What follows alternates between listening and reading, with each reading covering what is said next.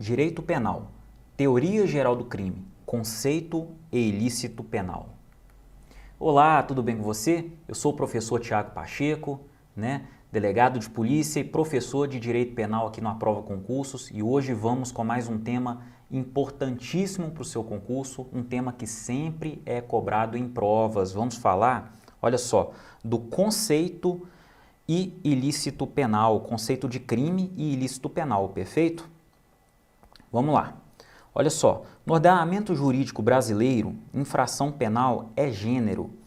A infração penal é um gênero, tendo como espécies o crime e a contravenção penal, perfeito? Olha só, a infração penal é um gênero que dá ensejo ao crime, também conhecido como delito, e a contravenção penal. Isso porque nós utilizamos o sistema dualista ou binário. A doutrina majoritária no Brasil entende que a infração penal é um gênero que dá, que enseja aí o crime e a contravenção penal. E por isso o sistema é dualista, porque são duas espécies, tá?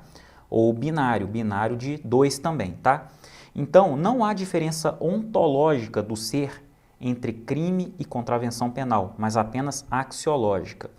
Olha só, ontologicamente, crime e contravenção penal são idênticos no seguinte sentido: a União é o ente federativo responsável pela elaboração das leis penais no Brasil.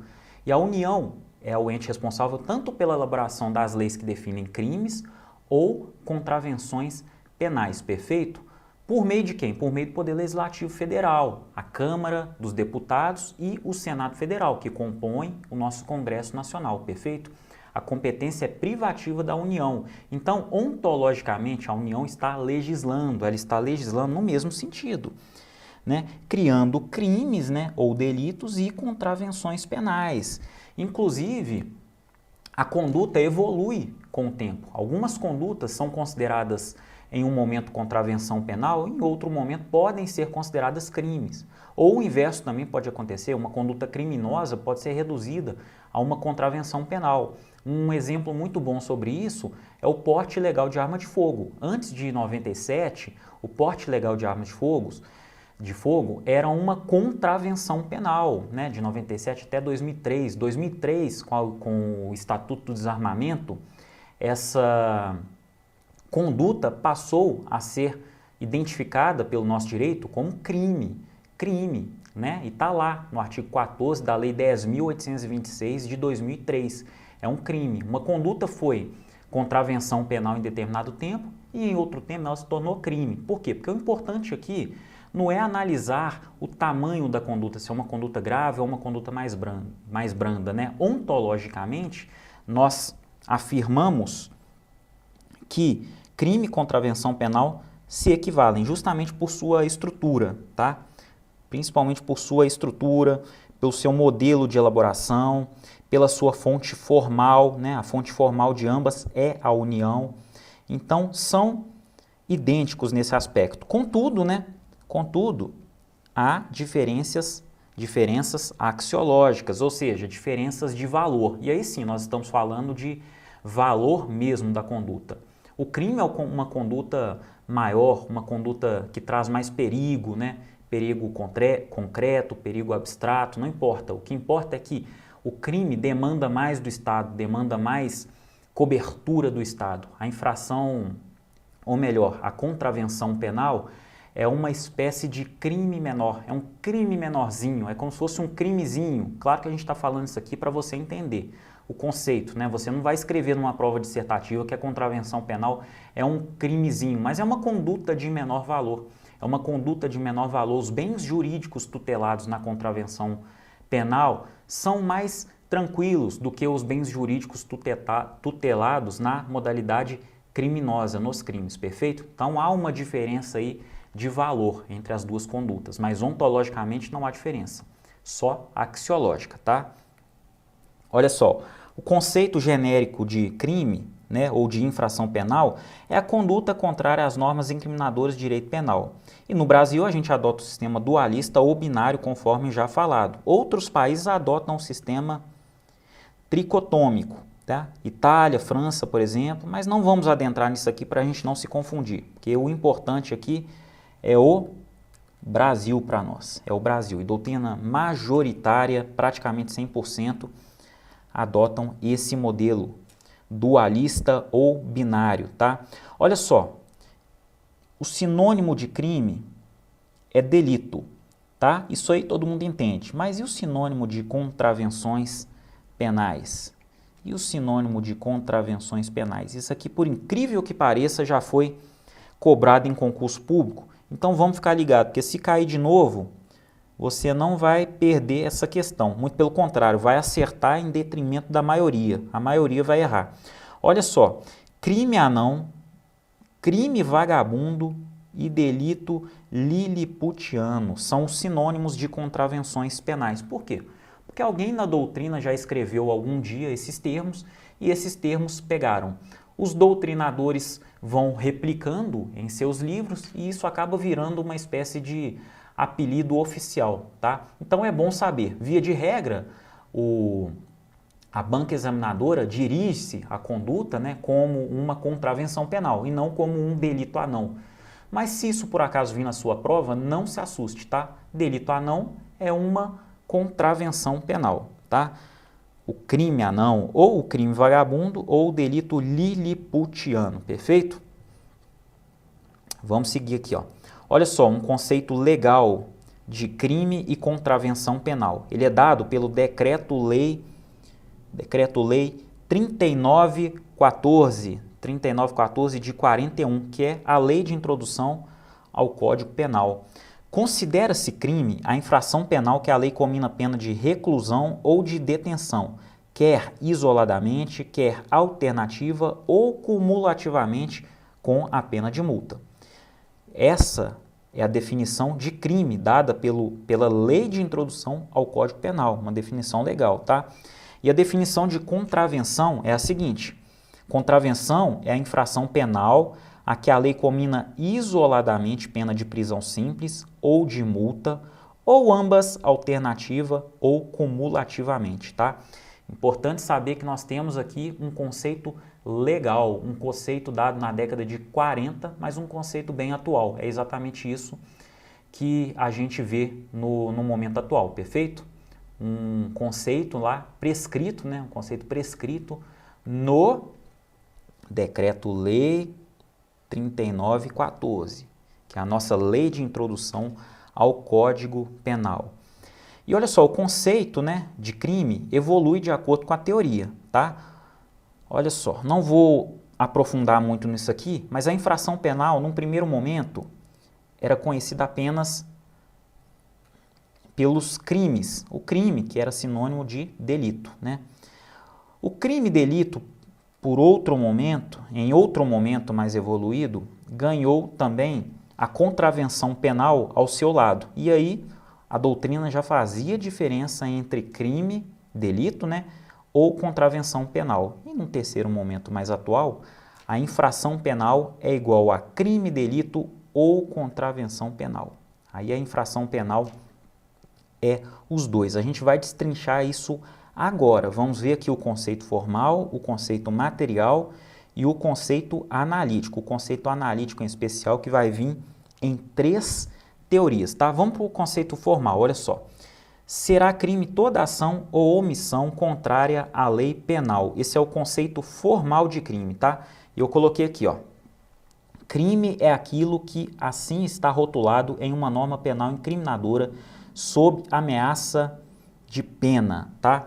Olha só, o conceito de crime, o conceito formal de crime leva em consideração o direito positivado. Por que direito positivado? Porque o crime é aquilo que está rotulado aonde? Em uma norma penal incriminadora, olha só. Por isso é positivado. Positivado é aquilo que está previsto em lei. Esse é o significado de positivado, né? Previsto em lei. Então, se está previsto em lei, Olha só, o conceito crime é aquilo que assim está rotulado em uma norma penal incriminadora sob a ameaça de pena. Esse é o conceito formal de crime, tá? Temos também o conceito material de crime. Olha só, no conceito material, o crime é um comportamento humano causador de relevante e intolerável lesão ou perigo de lesão ao bem jurídico tutelado, passível de sanção penal. Esse conceito material leva em conta o quê? O sujeito ativo do crime. Quem é o sujeito ativo do crime? É o indivíduo que pratica a conduta considerada crime. É o indivíduo que pratica a conduta considerada crime, perfeito? Então ele leva em consideração o sujeito ativo, tá? Por quê? Porque ele fala em, olha só, comportamento humano, tá? É o comportamento humano causador de relevante e intolerável lesão ou perigo de lesão ao bem jurídico tutelado, tá? Então é um conceito que leva em conta o sujeito ativo do crime. Agora, presta atenção, agora nós vamos para o conceito mais importante de todos, que é o conceito analítico de crime, tá? É o conceito analítico, conceito esse que vamos utilizar na decorrência aqui no decorrer do curso, tá? Ao decorrer das aulas, eu vou sempre fazer uma remissão a esse conceito analítico de crime, combinado? Vamos lá.